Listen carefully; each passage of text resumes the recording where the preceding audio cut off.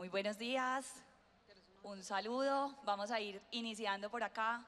Muchísimas gracias por acompañarnos, a las personas que tenemos acá en este público y que se sintieron interesadas por el nombre que le pusimos a esta conversación, donde hablábamos de cómo imaginar una educación en la que todas las personas cabemos. Esta es una conversación que nos genera un montón de preguntas. Con seguridad el tiempo se nos va a quedar corto porque esto tiene muchísima tela para cortar. Pero qué bueno poder poner aquí sobre la mesa o en este espacio algunas reflexiones, algunas experiencias, algunas ideas y que ustedes también desde el público nos puedan ir, pues como puedan ir también pensando sus preguntas para un espaciecito de preguntas que tenemos al final, pero también que vayan como asociando esto a las experiencias que cada uno de ustedes vive. Entonces, bueno, a las personas que están terminando de llegar, pues o que están llegando, los invitamos a acercarse para que aprovechemos este espacio en esta conversación donde tenemos invitados súper valiosos que con seguridad nos van a compartir información, no solamente desde unos conocimientos académicos o profesionales, sino también desde unas experiencias que son supremamente valiosas cuando hablamos de estos temas. Y bueno, estamos en el Deeper Learning, empezando el día 3. No podíamos pasar un evento en el que hablamos sobre educación, un evento que es también un laboratorio para pensarnos muchas cosas y replantear esa educación como la tenemos, ¿cierto? No podíamos dejar pasar este evento sin poner este tema de la inclusión, de la diversidad, de la equidad. ¿Cómo hacemos para que esa educación pueda ser para todas las personas, para todos los estudiantes, sin excepciones? Pues porque es un derecho, ¿cierto? Estamos hablando de un derecho que hay que garantizar y ahí tenemos una deuda grande. Y yo creo que esto es algo en lo que todos estaríamos de acuerdo, ¿cierto? La deuda es grande, entonces por eso la importancia de este tema y por eso quisimos abrirle este espacio en este gran evento de educación, porque no podemos pensarnos la educación si no pensamos que sea para todos y para todas. Entonces, bueno, me va a presentar rápidamente. Mi nombre es Adriana Villa. Soy fundadora y gerente de BUA. BUA es una empresa de diseño que tiene un enfoque social. Nosotros trabajamos una corriente del diseño que se llama Diseño Universal, que es diseñar para las diversidades, para la inclusión. Y en ese trabajo que nosotros hacemos, hace varios años hemos estado también explorando cómo desarrollar herramientas para que esa educación inclusiva, que la tenemos muy bien planteada desde lo normativo, cómo hacemos para aterrizarla y para llevarla a la realidad. Voy a ir dando la palabra a mis invitados porque yo quisiera que cada uno se presente, nos cuente un poquito como que lo trajo acá, ¿cierto? ¿Qué de su experiencia o qué de su identidad tiene que ver con este tema de la educación inclusiva? Y puede ser que a medida que nos vayamos presentando, ¿cierto? A medida que se vayan presentando, nos vayan compartiendo una experiencia, ¿cierto? Una primera experiencia que puede ser personal, familiar, profesional, desde el enfoque que le quieran dar, una experiencia que hayan tenido con este tema, ¿cierto? Con la educación inclusiva. Puede ser una experiencia, digamos, en cualquier sentido, para que empecemos a poner también como esas vivencias y que empecemos a hablar de este tema también de una manera muy cercana, muy cotidiana, desde lo que nosotros mismos hemos experimentado. Entonces, bueno, empecemos por la derecha con Magda Susana. Tú primero. Entonces, si quieres, preséntate, cuéntanos un poquito de ti y nos cuentas alguna experiencia que hayas tenido con este tema de pensarnos la educación para todas las personas. Listo, buenos días, soy Magda Susana Román, soy representante de la Asociación Padres Abriendo Puertas y también hago parte del Comité Distrital de la Ciudad de Medellín, representando a las organizaciones de familias de otros tipos de discapacidad. Mi experiencia diría yo que es la más importante. Soy mamá de una chica ciega de 17 años, acaba de levantar la mano, María Camila, la Quincy. Ha sido mi gran aprendizaje, mi gran escuela.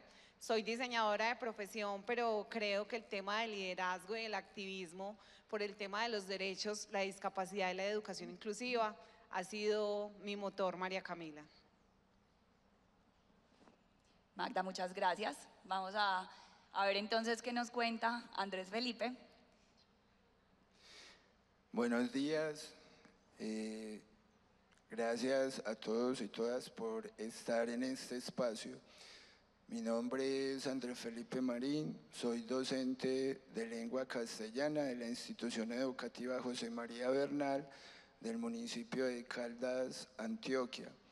También soy escritor, he publicado 2 obras literarias.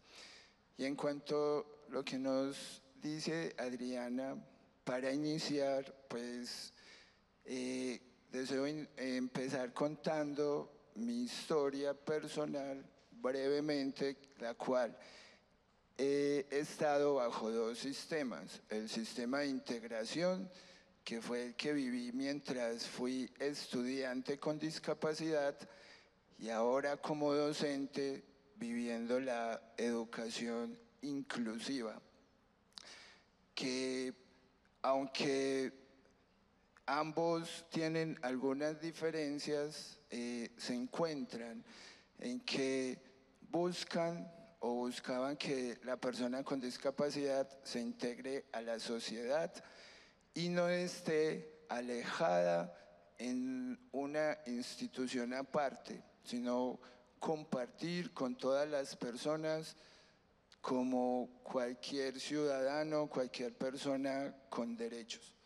Entonces, ahora profundizaré un poco sobre esa experiencia como estudiante bajo el modelo de integración y ahora como docente viviendo la educación inclusiva. Andrés, muchas gracias. Voy a hacer aquí un pequeño paréntesis porque cuando pensamos esta conversación viva, quisimos integrar diferentes miradas porque aquí es supremamente importante ese enfoque integral, ¿cierto? Porque muchas veces nos pensamos esto desde el docente, pero entonces ¿dónde quedan las familias? Y por eso aquí vemos que pues Magda nos trae una experiencia como mamá, ¿cierto? Como familiar. Andrés nos cuenta esto tan importante de que lo que vivió como estudiante y lo que vive ahora como docente, y esa transición que él menciona entre los 2 sistemas va a ser importante como traerla aquí porque nos va a permitir pues como reflexionar muchas cosas, ¿cierto? De qué tenemos ahora, cuál es el modelo que tenemos ahora y qué hace falta o digamos qué rezagos también tiene de anteriores modelos.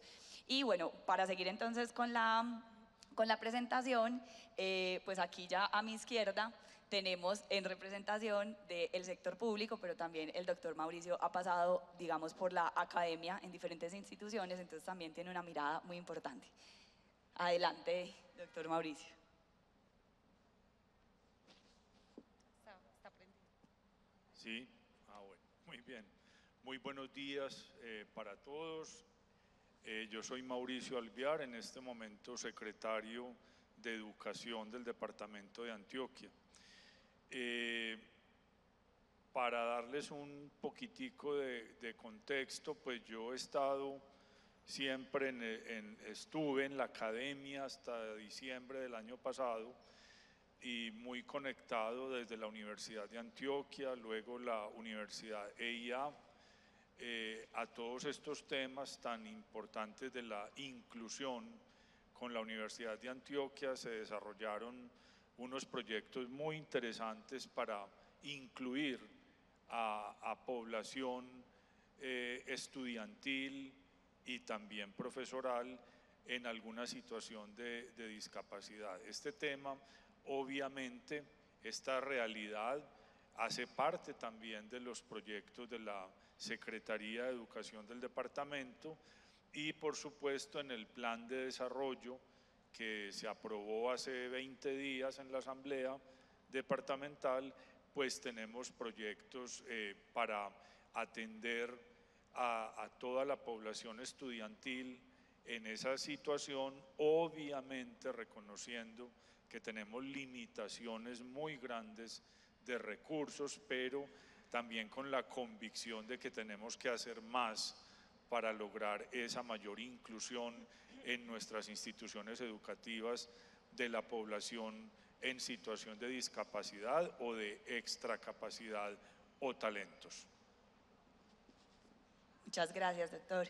Bueno, y tenemos a Dora, que también tiene una experiencia supremamente valiosa, voy a dejar que ella se presente, pero que también ha estado en ese rol de acompañar a docentes y acompañar instituciones, que es, digamos, un actor supremamente clave dentro de todo este engranaje que debemos sincronizar para poder hablar de una educación inclusiva. Entonces, buenos días, yo soy Dora Mejía, ya en vía de extinción. Soy maestra de apoyo en propiedad, de las poquitas que quedan en el municipio, no creamos sino como 20 maestras, entonces 20, 22, entonces sí, ya estoy en vía de extinción.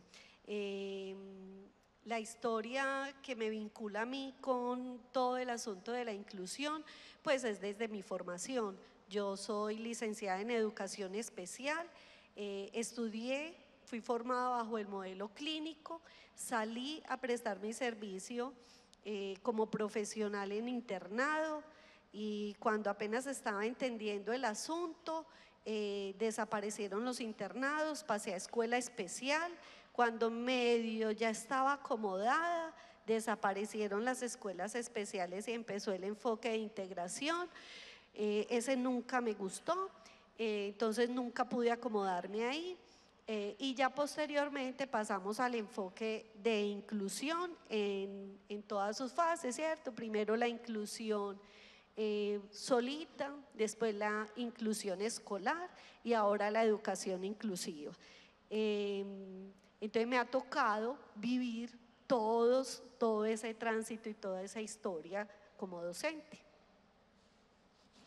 muchísimas gracias. Bueno, ahí con esta presentación yo creo que ya se pueden ir imaginando que aquí esta conversación se va a poner muy interesante, porque además queremos que sea una conversación como muy real, como muy desde lo vivido, desde lo experimentado, desde los sentidos, ¿cierto? Porque hay muchas cosas que podemos hablar sobre la educación inclusiva desde los ideales, desde los sueños, y también nos vamos a dar un espaciecito para eso, pero también hay que traerlo a las realidades que cada uno de ustedes vive en sus aulas, en sus contextos, desde sus roles, etcétera. Entonces, yo creo que aquí esto va a estar interesante. Y bueno, aquí digamos que mencionamos un poco, Andrés lo mencionaba y lo mencionaba Dora también, como esa evolución que hemos ido teniendo, ¿cierto? Digamos que esto, pues para empezar, ya lo mencionaba ahorita, es un derecho que se debe garantizar para todas las personas sin excepción, ¿cierto? Estamos hablando de la educación y la educación es para todos y todas y absolutamente todos deben estar incluidos ahí. Y digamos que al ser un derecho, pues es un tema de gran relevancia en torno al cual se han tenido muchísimas conversaciones y se siguen teniendo, ¿cierto? Y esas conversaciones, análisis, reflexiones, también vamos como viendo que se mueve a nivel internacional y demás, todo eso ha ido generando como esos distintos momentos y esas distintas transiciones. Pero yo quisiera nombrar aquí un punto muy importante como en el que se da como una gran transición y es en el año 1994, ¿cierto? Cuando sale la Ley General de Educación, Ley 115, si los que les gustan las matemáticas y hacer las cuentas, la cuenta es muy fácil, tenemos 30 años, ¿cierto? Y uno se hace la pregunta, bueno, ahí contextualizo un poquito, digamos que este momento de transición es donde, digamos que en términos generales, dejamos de pensar en que los estudiantes con discapacidad van a un colegio especializado, como lo vivió Andrés, nos contaba, ¿cierto?, el esquema de la educación especial, donde estaban, digamos, segregados o estaban en un colegio especializado, y ahí ya empezamos como a entender que los estudiantes con discapacidad deben estar en las instituciones regulares, ¿cierto?, con los demás estudiantes, porque finalmente la sociedad funciona así, ¿cierto? Si a nivel educativo y desde la primera infancia y la educación básica y de ahí en adelante estamos segregados, pues lograr una inclusión a nivel social va a ser como forzado, ¿cierto?, porque no se dio de manera natural desde el inicio. Entonces, esto empezamos a entenderlo de esta manera. Digamos que a nivel normativo está como esa transición importante desde el año 1994, entonces ahí es donde uno dice, no sé si ustedes sienten, yo creo que es una percepción compartida, que uno dice, el mundo va muy rápido, nuevas tecnologías, pasan muchas cosas, pero cuando uno va a ver este tipo de cambios dice, ¿cómo es posible que esto tenga 30 años y todavía uno siente a veces como que hemos avanzado tan poquito o que falta tanto, ¿cierto? Entonces yo lo que quiero es como que nos cuenten un poquito cada uno desde su experiencia, ¿qué sienten que ha cambiado en este tiempo, cierto? ¿Cuáles han sido esos grandes logros desde que se generó esa transición donde ya la educación la pensamos para todos y todas en las instituciones regulares? ¿Cuáles han sido esos grandes logros y al mismo tiempo cuáles son esos grandes retos que aún tenemos? Si quieren empecemos por Dora. Bueno, los cambios han sido muchos y muy significativos si tenemos en cuenta que modificar una actitud humana se demora, pues una actitud humana en términos del colectivo se demora 100 años, ¿cierto?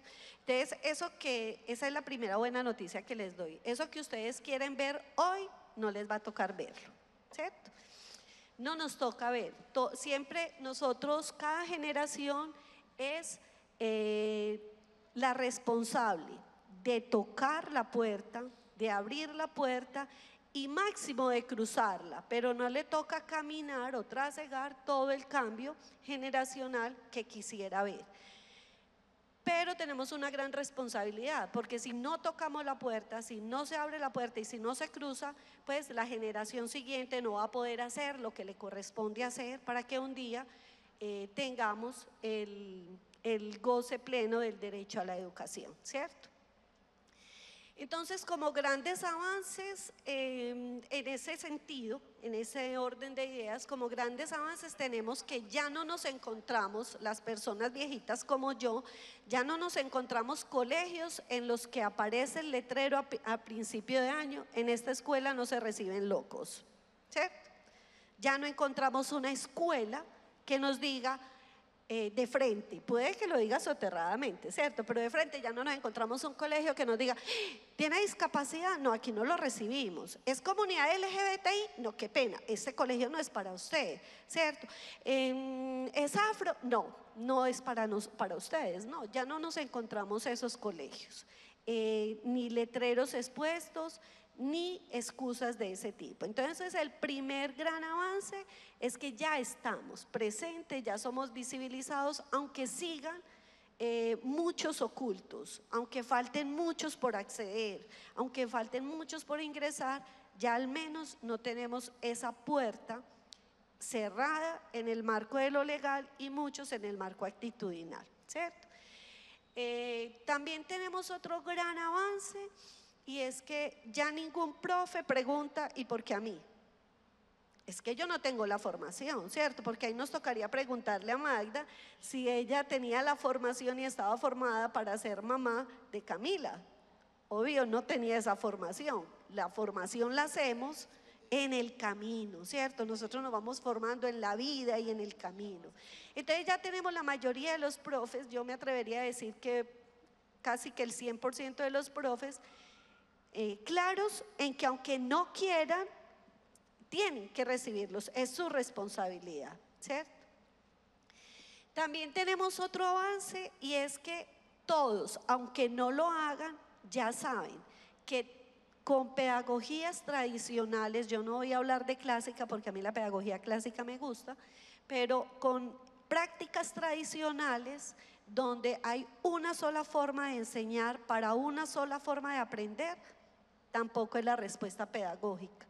Y tenemos un avance porque ya tenemos personas, muchas personas incursionando en nuevas prácticas que generan respuestas adecuadas. Esos serían como los grandes avances para mí. El gran desafío para mí sigue siendo un asunto de actitud.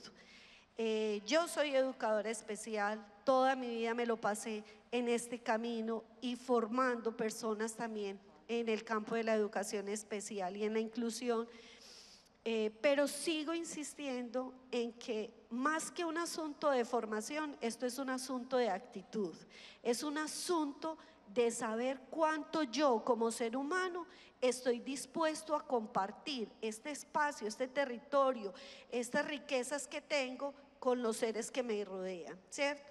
Hasta dónde estoy dispuesto a garantizar el derecho del otro en cualquier dimensión.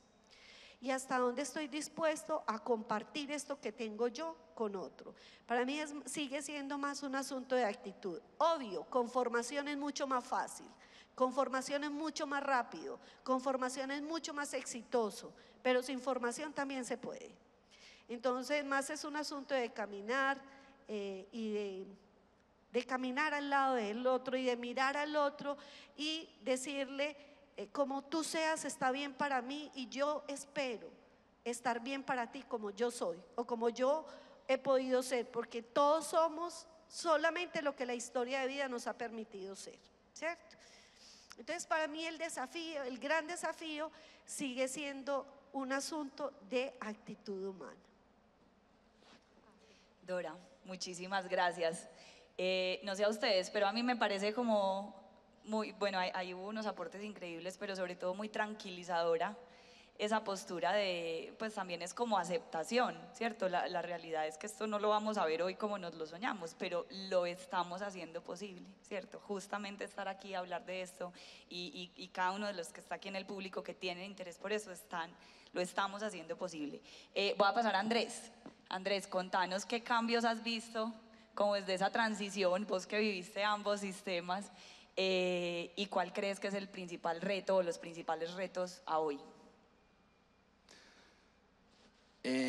Bueno, con respecto, quería tomar algunos aportes de los que hizo Dora y relacionado con la línea de Deeper Learning de que el docente es un gestor cultural, porque en manos de los docentes está esa transformación. Los docentes en el aula somos los que integramos o discriminamos, somos los que podemos hacer realidad esa educación inclusiva. Y como ella lo señalaba, las transformaciones culturales tardan mucho, tardan aproximadamente 100 años, pero en ese trasegar algunas personas sufren también esas consecuencias y no disfrutan de esas transformaciones. Ahora retomo un poco lo que estoy diciendo para responder la pregunta que me hacía Adriana, y con respecto al sistema que viví como estudiante con discapacidad visual, yo ingresé a la educación especial en la escuela Francisco Luis Hernández, llamada CIESOR. Allí permanecí unos años y en los 90,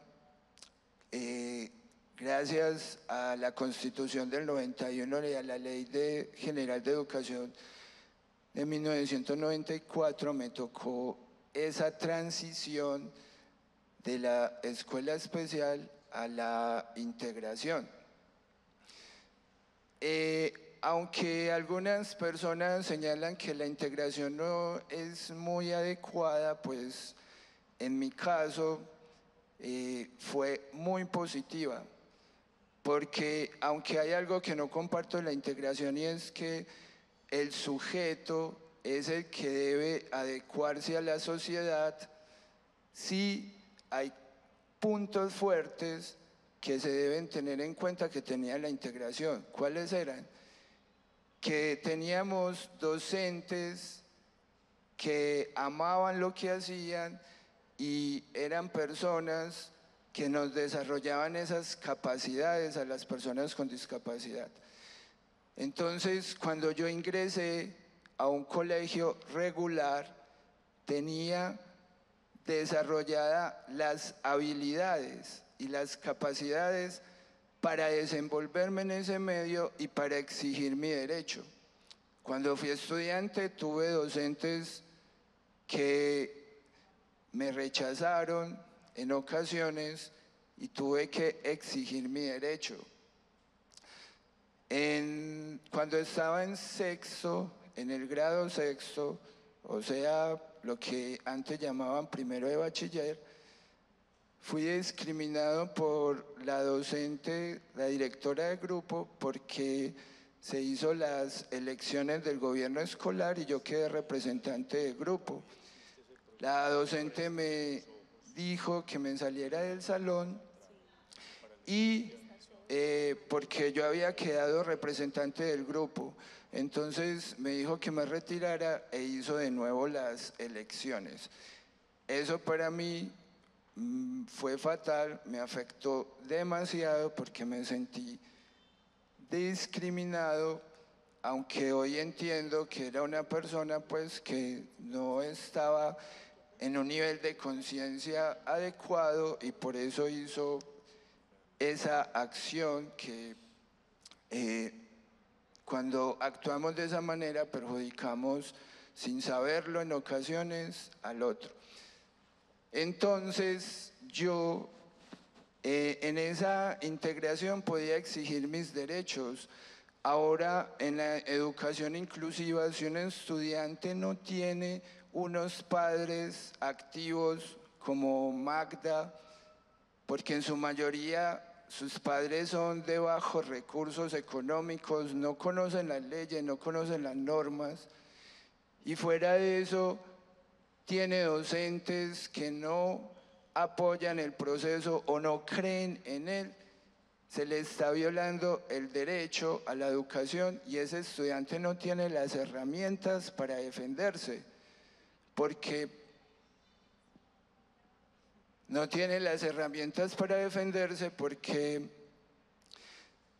no ha desarrollado esas capacidades para exigirle al docente que él es un sujeto de derechos y que se merece una educación igual al otro. Entonces, aunque es un gran logro la educación inclusiva, el hecho de que ya no, las personas con discapacidad ya no estén en un recinto aparte y compartan con todos, pienso que esos grandes retos de la actualidad es que los docentes comprendan que en nuestras manos está transformar la sociedad y garantizar los derechos a esos niños, porque un niño de preescolar primero, donde no reciba los apoyos adecuados, lo van a pasar como decían antes. Ahora llevo 12 años como educador y lo he vivido en los colegios. La promoción social. Promoción social que es negación de derechos, negación de desarrollar las competencias para que ese estudiante pueda desenvolverse en la vida y en la parte laboral. Porque cuando salen de 11, gracias a la promoción social, no alcanzaron esas capacidades. Entonces, ese es un gran reto, que la escuela de verdad sea inclusiva. Andrés, mil gracias.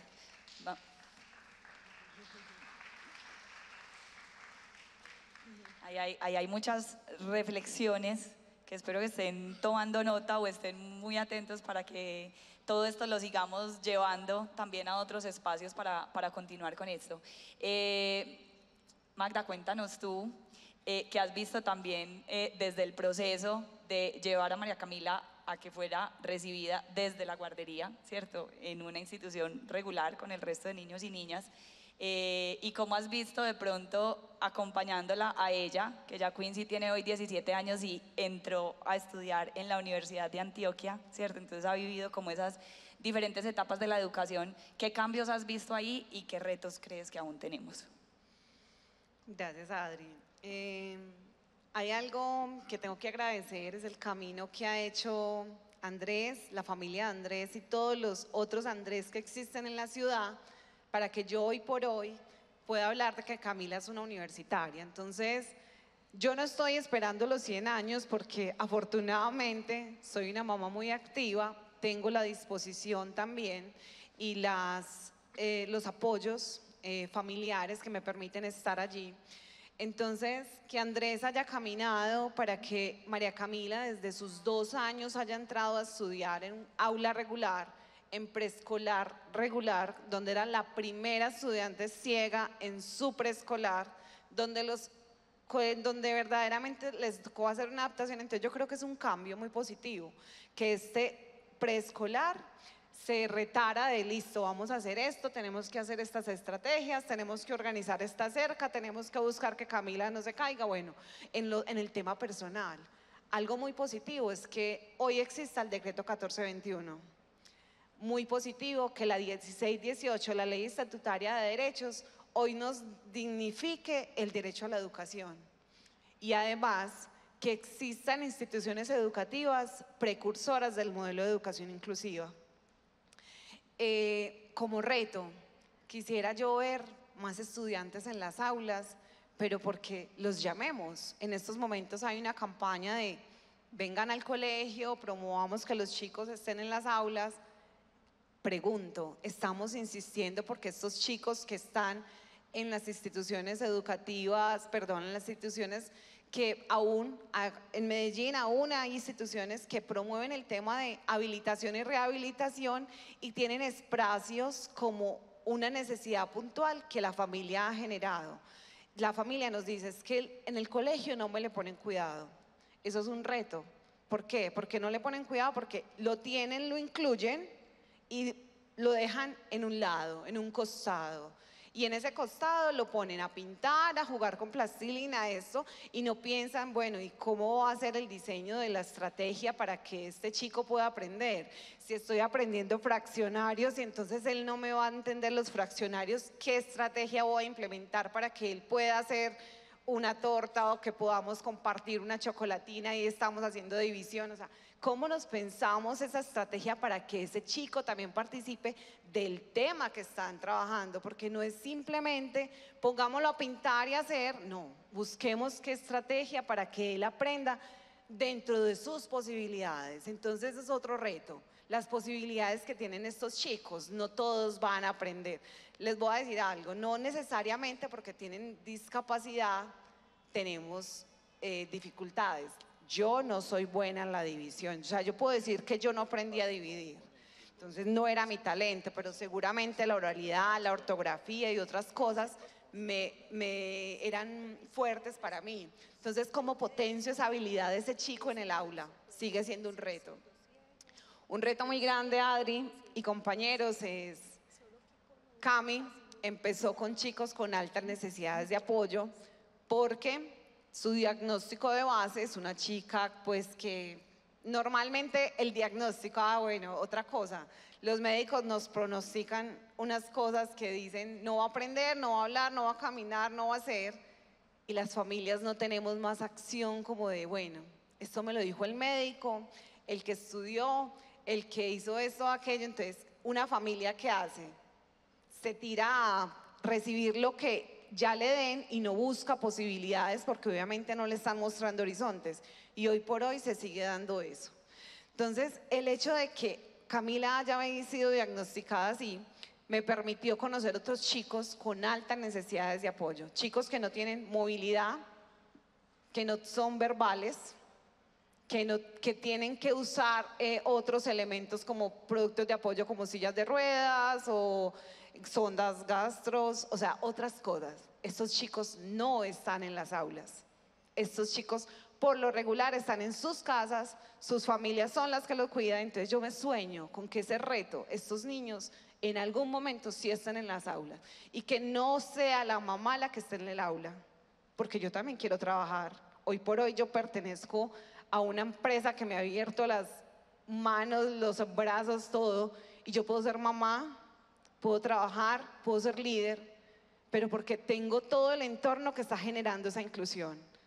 Retador que las familias puedan tener un apoyo en el aula para poder solventar económicamente los procesos también en sus casas. Entonces, el gran reto es que verdaderamente creamos en una educación inclusiva, pero que hablemos de inclusión en todos los ámbitos, desde lo habitable en el hogar y desde lo que es la escuela. La invitación es que ustedes hoy se lleven como de, bueno, este chico lo estoy viendo que va, vuelve a terapias. Este no es el único espacio de participación. La participación está en el día a día y sueño con que verdaderamente estos 100 años se vuelvan 20. Muchas gracias. Bueno, y hablando de, pues estamos hablando de logros y también de retos, y aquí sí que tenemos un reto cuando nos vamos a pensar el departamento también en su ruralidad y en las condiciones que tienen las instituciones educativas, los estudiantes, las familias, en todo lo que representa nuestra Antioquia, ¿cierto? Entonces vamos a escuchar qué nos dice el doctor Mauricio al respecto. Bueno, yo tuve la oportunidad, quiero también hablar un poquito de esa transición con unas experiencias interesantes. Cuando se construyó la ciudad universitaria de la Universidad de Antioquia, eso fue en el año 1968. Ustedes no habían nacido, yo tampoco, a mí me contaron. No se diseñaron ascensores en el campus universitario. Solo fue hasta 1991 con la nueva constitución que apareció la figura de la tutela, que a través de un derecho de tutela la universidad tuvo que construir ascensores para facilitar la vida universitaria de la población, particularmente con movilidad reducida. Esa fue mi primera experiencia. Segunda, un estudiante que entró al programa de economía con discapacidad visual total. Era un reto enorme para él y para la facultad, y logramos diseñar unas estrategias para que este estudiante pudiera presentar sus exámenes, los quizzes, los parciales, con un acompañamiento. Los exámenes se diseñaron de manera oral, eso implicaba más duración del examen para él, pero logramos tener ese diseño que era para nosotros nuevo en su momento. Este estudiante luego, yo hablaba mucho con él, era muy especial, una gran persona. Él terminó estudiando Derecho, se graduó de abogado, también tenía muchas inquietudes en el campo de la política, terminó siendo concejal en un municipio de Antioquia, no sé si todavía es concejal, pero eso fue pues otra experiencia que viví en esa transición. Luego, a partir de ahí, la universidad también empezó a profundizar en muchas estrategias desde el punto de vista de lo que llamamos la permanencia estudiantil, y recuerdo que se creó un programa muy bonito que se llamaba Préstame tus ojos, para la población con discapacidad visual poder acceder a material bibliográfico, y luego también se desarrolló pues el tema del lenguaje braille desde la imprenta. Y ahora, como secretario de Educación, también tuve la oportunidad de un acercamiento muy enriquecedor con la comunidad sordoseñante del departamento de Antioquia. Entonces ahí sí entro directamente a la pregunta de Adriana.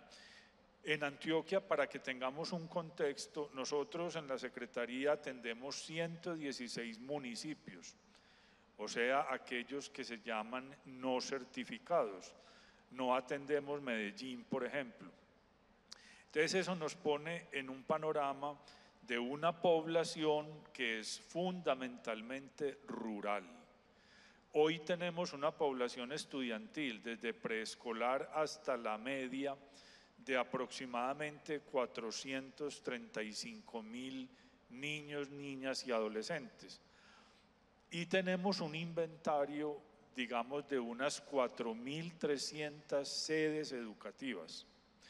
Y hay también una población registrada, probablemente hay subregistro, de unos 11.000 estudiantes en situación de discapacidad de diferentes tipos.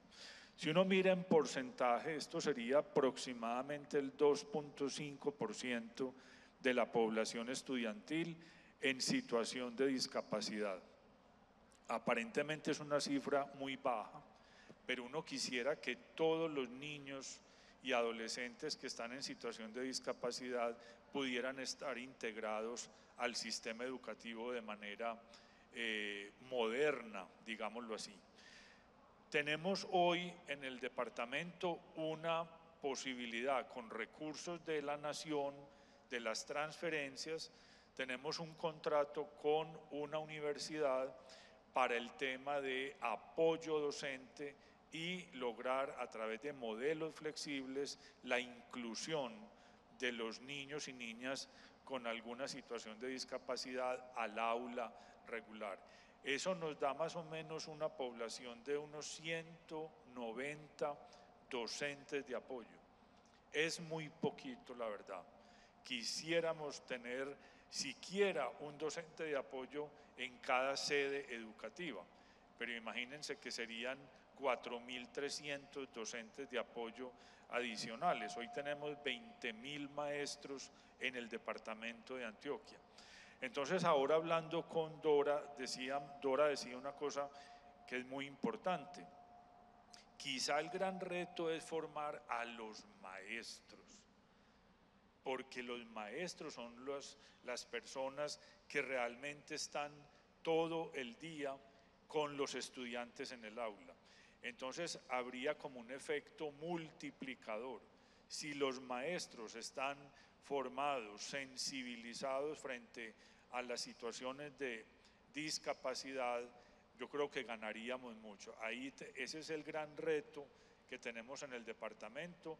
Esos docentes de apoyo son extraordinariamente importantes y hay que gestionar más recursos para ir aumentando esa capacidad. En estos días también conocí una maestra en un municipio, en una vereda, que ella sola, autodidacta, ha aprendido el lenguaje de señas. Eso me parece una experiencia fenomenal y hemos tratado de incluir representantes de esta comunidad sordoseñante en las discusiones y en los proyectos del plan de desarrollo. Eso pues les cuento por ahora. Muchas gracias. Bueno, ahí tenemos grandes retos que no se van a resolver desde aquí claramente. Estos retos van también hacia cada uno de ustedes que nos está escuchando, porque finalmente acá tenemos que trabajar en conjunto para lograr esos cambios que esperamos.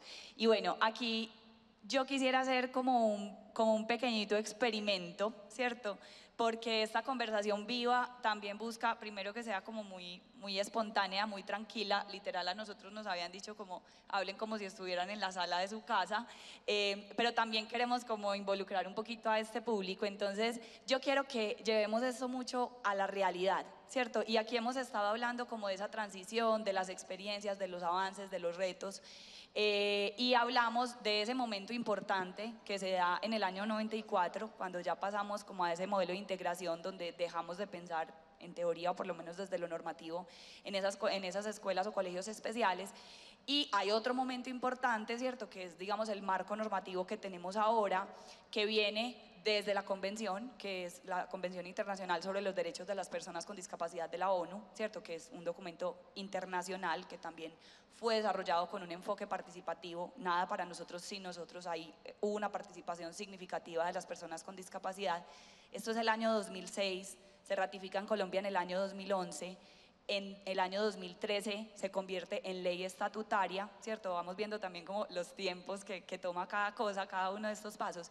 En el año 2013 se convierte en ley estatutaria y en el año 2017 tenemos el decreto 1421, que es el que ya nos da una guía mucho más concreta y más específica para llevar todo esto de la educación inclusiva a la realidad de las instituciones y las aulas, ¿cierto? Eso lo tenemos desde el marco normativo. Entonces ya a hoy estamos en este modelo, en este esquema o sistema de la educación inclusiva.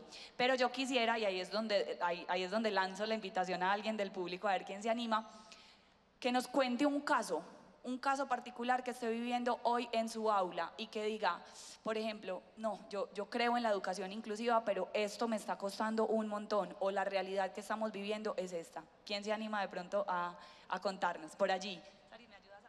Aquí le van a acercar el micrófono. Ah, bueno, por allí viene otro. Listo. Buenos días. Quiero contarles una experiencia de la institución. Actualmente hay un estudiante de grado 11º que para mí es un estudiante, o para mí no, he trabajado con los psicólogos, con todos los profesores de la institución, y es un estudiante que tuvo problemas al nacer, entonces él tiene digamos de alguna manera, dificultad en el aprendizaje. Pero a pesar de todo, pienso yo, y cuando escuchaba a la señora, ha tenido una mamá que ha estado muy, muy pendiente de él todo el tiempo.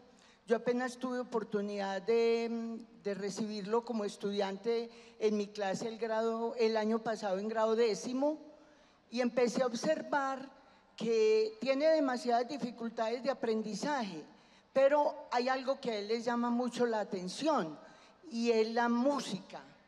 Entonces él es feliz que le permitamos en los actos culturales participar. No canta directamente, pues en muchos casos, pero hace como la mímica de las canciones. Y eso lo ha ido motivando y motivando para muchas cosas. Entonces este año, yo trabajo con él la asignatura de estadística e investigación. Entonces le dije, vamos a empezar a hacer que esa investigación y esa estadística y sus habilidades en música se vayan relacionando con todas las asignaturas. Y lentamente, hablando con la mamá, hablando con los demás profesores, hablando con los psicólogos, lo hemos comprometido a tomar la emisora del colegio. Hablar de la emisora del colegio pues es algo muy gracioso, porque en cierto modo es solo poner música en los descansos. Pero les digo, eso ha sido para él algo muy, muy especial. Él se siente muy feliz, muy comprometido, está tratando de trabajar en todas las asignaturas a partir de la música, haciendo escritos, haciendo registros, haciendo encuestas con los compañeros sobre la música que más le llama la atención. Y no pasa un día sin que vaya a mi aula a contarme lo que ha ido cambiando, lo que ha ido mejorando, porque él dice, yo quiero salir de grado 11º e ir más allá. Entonces yo hasta le he propuesto que lo voy a presentar a los premios de Medellín para a ver hasta dónde logramos una beca o que una institución educativa lo reciba el próximo año y lo apoye en lo de música. Y ya, por ejemplo, en el último evento que tuvimos, él quería participar, pero le dio como un ataque de nervios y llegó, yo lo cogí de la mano y le dije, nos vamos, que usted es capaz. Y me paré al lado de él, y mientras él trataba de cantar, yo iba apoyando como al grupo, porque era en un acto pues como común del colegio.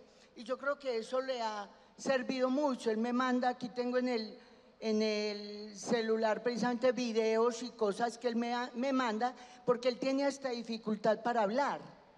Entonces me ha parecido que es una experiencia muy buena, los compañeros lo acogen en el grupo, y en ese grupo en este momento hay 2 estudiantes de inclusión.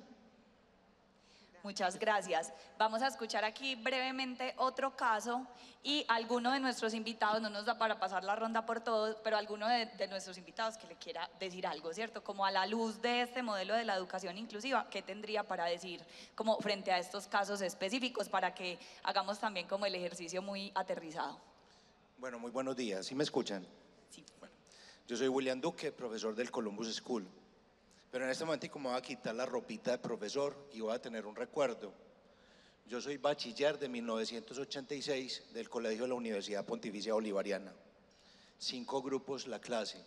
En el mío había una persona con dificultad auditiva y otro que era cuadraplégico. De los 5, el único grupo. El que no avanzó como avanzaban los otros, pero pasamos tan bueno. Fue muy especial porque en ese tiempo el bachillerato eran lo que hoy son los edificios de la universidad, el ascensor viejo que había ahí no lo usaban los estudiantes, entonces a uno de esos, el cuadrapléjico, éramos por lista, uno lo subía a él, el otro subía a la silla de ruedas. Y con Jorge, no quiero decir nombres, con Jorge, el auditivo, él tenía que leer lo que todos hablábamos. Entonces fue un poquito complejo y nunca entendí cómo en ese tiempo se lanzaron a tener esa experiencia. Fue muy bonita. Hoy en el grupo de WhatsApp de estos graduados de hace mucho tiempo, el del problema auditivo, que es un gran negociante aquí en Medellín, es el más papeleta de todos. Entonces se puede, pues se puede, no es fácil. En ese momento fue muy difícil. Me vuelvo a poner hoy mi ropita de profesor y como educador, pues nosotros tenemos que reconocer que no hemos tenido experiencia con personas, por ejemplo, con problemas de visión o de audición, pero tenemos muchos Asperger, hemos tenido unos casos con unos espectros de autismo muy grandes y eso es todo un reto muy grande. Todos los años, yo ya voy a ajustar 33 años siendo educador y siempre me los encuentro y siempre están ahí. Es muy rico, muy válido para nosotros como docentes acompañar y diferenciar ese aprendizaje. No es fácil. Y yo me cuestiono mucho, viendo todo lo de las inteligencias de Gartner y todas estas situaciones que uno quiere como realmente implementar, pero también soy profesor universitario y yo todavía no he encontrado la universidad donde yo diga, bueno, vengan los kinestésicos conmigo, que conmigo es la clase. Y eso es muy complejo. Alabo y animo a esta niña que está en la universidad, porque todavía a nosotros no se nos es fácil, por ejemplo, flexibilizar el currículo para poder empujar a estos chicos que de por sí ya están haciendo un gran esfuerzo para poder acoplarse, porque los chicos hay veces son crueles, pero hay veces también son los mejores compañeros y los que más empujan al otro. A nosotros nos está tocando aprender y pedir ayuda a instituciones que tienen más, digámoslo así, tienen más recorrido. Nuestra institución hermanita, muy cercana al Caravanes, que tiene una experiencia de inclusión maravillosa, es la que nos está a nosotros enseñando. Van profes y nosotros vamos allá, somos hermanos, donde estamos tratando de aprender cómo podemos realmente, me encantó el título, cómo realmente poder soñar, imaginar una educación donde todos cabemos, porque todos somos distintos. Y cada vez a nuestros salones llegan jóvenes que tienen que acoplarse como a los ladrillos del claustro, todos cuadraditos e igualitos, en una situación donde absolutamente todos tenemos nuestras diferencias. Mil gracias. Quiero solamente rescatar ahí lo que mencionaste del apoyo entre instituciones, porque eso también es importante, darse cuenta que es un reto grande, pero no están solos en eso, ¿cierto? Y creo que ahí hay un aporte valiosísimo. Bueno, ¿quién de los cuatro quiere comentar algo frente a estos dos casos que nos presentaron? Yo. Dora. Quiero recoger varias cosas. La experiencia que nos cuenta la profe, unido con el asunto de la promoción social, ¿cierto? De eso que, ¿por qué pasa el estudiante con discapacidad? Porque, pues porque tiene discapacidad, pues el se tiene que acabar. No, un estudiante con discapacidad no es promovido de grado porque tiene discapacidad. Un estudiante con discapacidad es promovido de grado porque avanza en su proceso de aprendizaje. Pero ¿dónde está el techo? El techo está en las pruebas, ¿cierto? En las pruebas externas, ahí tenemos un techo. Y ahí tenemos entonces un gran desafío. Para que la inclusión pueda ser una realidad y podamos tener las vivencias como las que cuenta la profesora y entender que eso también es formación, que eso también es educación y que también es ropa de la educación formal, pues necesitamos entender que la escuela y la educación tiene una misión y es el desarrollo humano y no exclusivamente académico, ¿cierto? Entonces todos vamos a aprender a la escuela, pero no es verdad que todos vayamos a aprender lo mismo. No es verdad que todos aprendamos lo mismo ni de la misma manera, pero también es cierto lo que nos plantea el profe respecto a las inteligencias múltiples que no en vano están tan discutidas, ¿cierto? Las inteligencias múltiples están demasiado discutidas porque no es posible operarlas en el marco de una clase colectiva. Es posible operarlas en el marco individual, pero nosotros, la realidad de nosotros es que, bueno, Columbus School tiene grupos de 20 estudiantes, pero la realidad del sector oficial es que tenemos grupos hasta de 60 estudiantes, si no es más. El ratio profesor-alumno en Colombia es 1 por 35 estudiantes, lo que quiere decir que nosotros en Colombia podemos tener aulas de 69 estudiantes, porque si tenemos 70 ya nos dividen el grupo en dos, ¿cierto? Entonces, pero hasta allá es posible. Entonces, imagínense, si con 20 es complicado, Alcaravanes tiene grupos de 15, a veces de 18 y a veces hasta de 25, que es el máximo. Si con ellos es complicado, con 40, 50, 60 es mucho más, ¿cierto? Las inteligencias múltiples pues están ampliamente discutidas, pero tenemos que tener claro que sí hay una estrategia. Y la estrategia se llama accesibilidad. Yo no voy a pensar en los diseños universales, con todo el respeto, voy a pensar en la accesibilidad. Y la accesibilidad parte de una pregunta: ¿a quiénes se dirige mi estrategia? Y ¿qué tendría que tener mi estrategia para recoger a cada uno? Por ejemplo, aquí tenemos a Camila, pero también tenemos a Andrés. Entonces mi estrategia tiene que recoger algo que le permita participar a la población con discapacidad visual.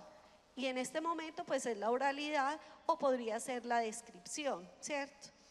Pero si tuviera una población aquí o tuviera un ser humano, uno solo, que tuviera discapacidad auditiva, entonces la estrategia tendría que aumentar y no ser solamente la descripción, sino tener también la lengua de señas, un intérprete.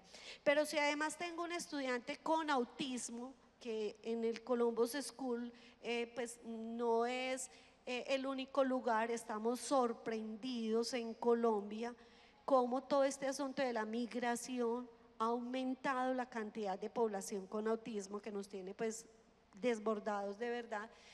Pero si tuviéramos una persona con el espectro autista aquí, entonces sabríamos que tendríamos que utilizar pictogramas. Entonces, es pensar cómo se nos va enriqueciendo la estrategia pedagógica con todos los asuntos que tenemos. Pero aún con todas esas estrategias pedagógicas, con todas esas estrategias que implementemos en una sola estrategia pedagógica capaz de representar a toda la población, aún así no tendremos el mismo aprendizaje para todos. Entonces no todos podrían ser medidos de la misma manera, que es el problema que tenemos nosotros. Tenemos el techo de las pruebas externas y todo el mundo en una batalla loca a llegar a esas pruebas externas y resulta que no podemos, ¿cierto? Ahí ese es nuestro límite en este momento, que también es un desafío. Reconstruir la escuela y pensar que no solo vamos a formarnos académicamente, sino que la academia es la excusa para formar el desarrollo humano, que nos vamos a desarrollar humanamente y que no todos tenemos que alcanzar el techo de la prueba. Muchas gracias. Bueno, aquí para ir entonces ya recogiendo que se nos va también acabando el tiempo y para que también demos como ese pequeño salto a eso que nos soñamos, ¿cierto? Porque esos sueños, digamos que es importante bajar a las realidades y las vivencias cotidianas, pero no podemos dejar de lado esa educación que nos soñamos porque esos sueños son los que nos van a permitir avanzar en esa dirección.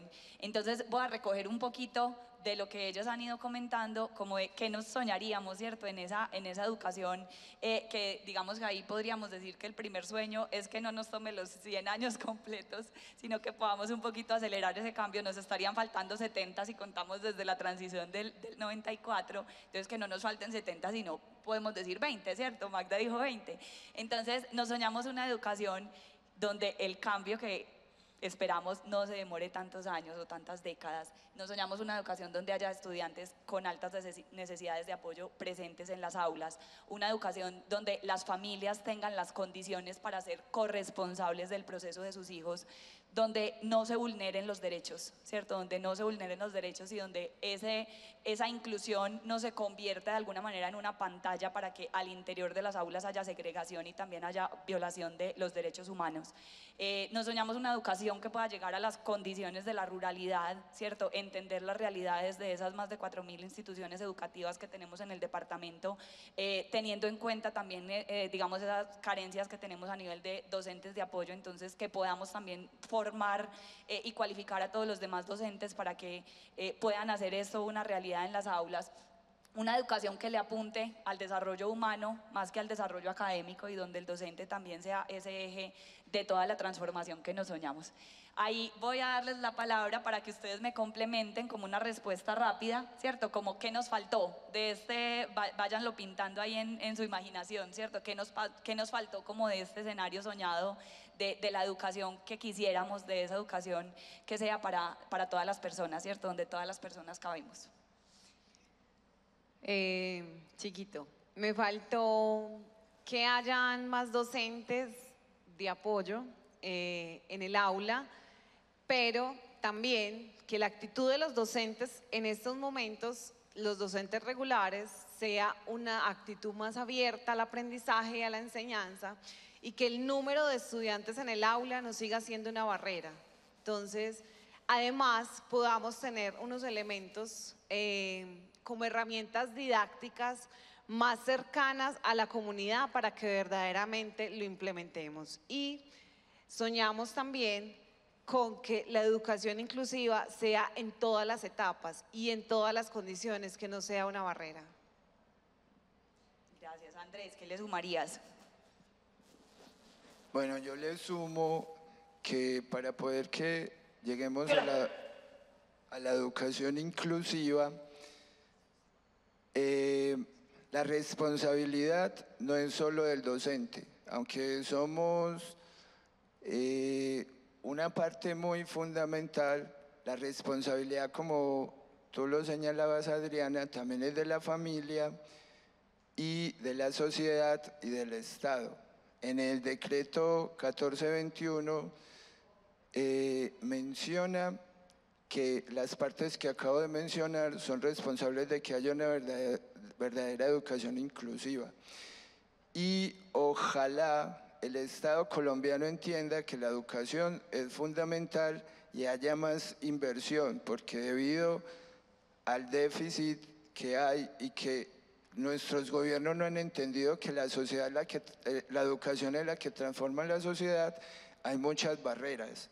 Quiero que quede en todos los participantes y el público lo siguiente, y es que aunque el profesor es responsable, no es el único.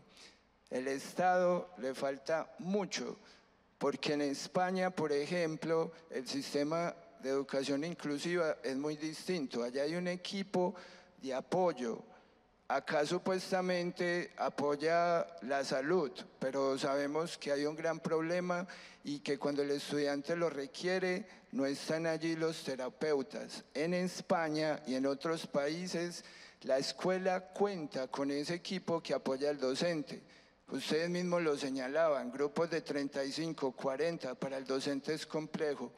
En Europa, los grupos son de 20 estudiantes y fuera de eso tienen un docente de apoyo, una persona que está permanentemente con el docente de aula ayudándolo.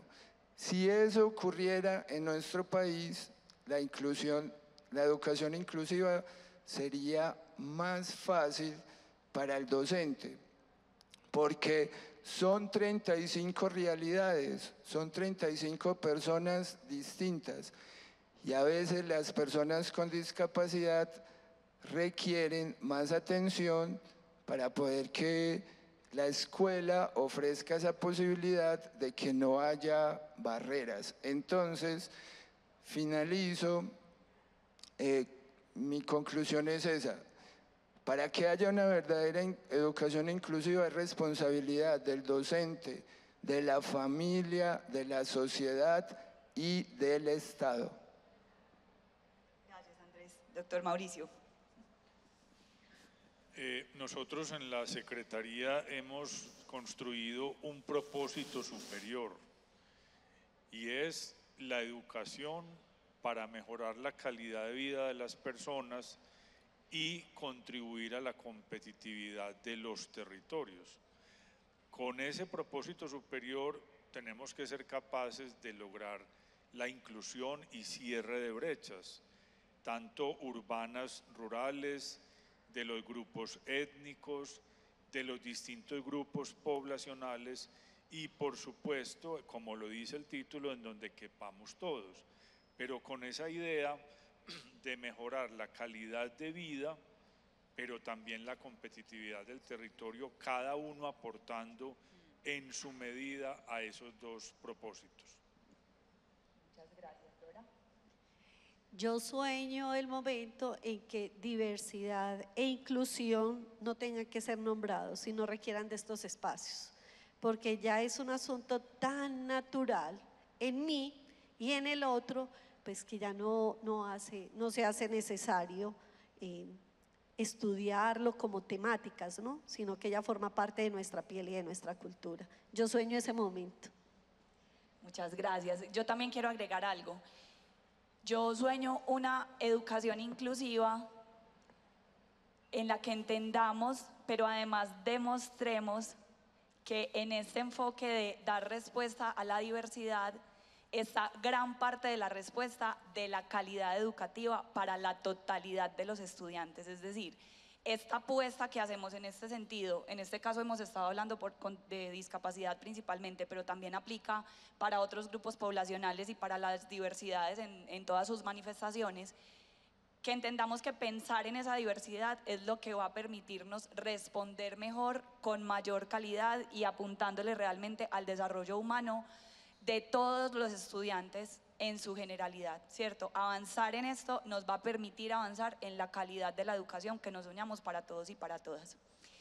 Voy a finalizar, que se nos acabó el tiempo, entonces quiero aprovechar para que cerremos con una cuña, porque aquí tenemos a Andrés Felipe, que es autor de un libro, bueno, de 2 libros, pero particularmente quiero darle el espacio para que nos cuente un poquitico en qué consiste su libro de cuentos de la rebeldía y que hagas una invitación a leerlo, dónde lo pueden encontrar, no sé, contanos, y ya con eso estaríamos cerrando este espacio.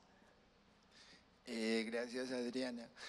Cuentos de la rebeldía es un libro que en sus cuentos busca romper con los paradigmas de Occidente, demostrar esas diferentes realidades que abarcan a la sociedad. Hay un cuento de ellos que se llama El ángel caído, donde aborda esos prejuicios o esos paradigmas que tienen las personas con discapacidad, y es creer que las personas con discapacidad son ángeles, son personas incólumes. Y el cuento lo que muestra es que las personas con discapacidad son seres humanos como cualquier otra persona. El libro o los libros se pueden encontrar en las plataformas digitales de libros digitales, como en Amazon, Librería de la U, Google, Apple y en toda librería digital.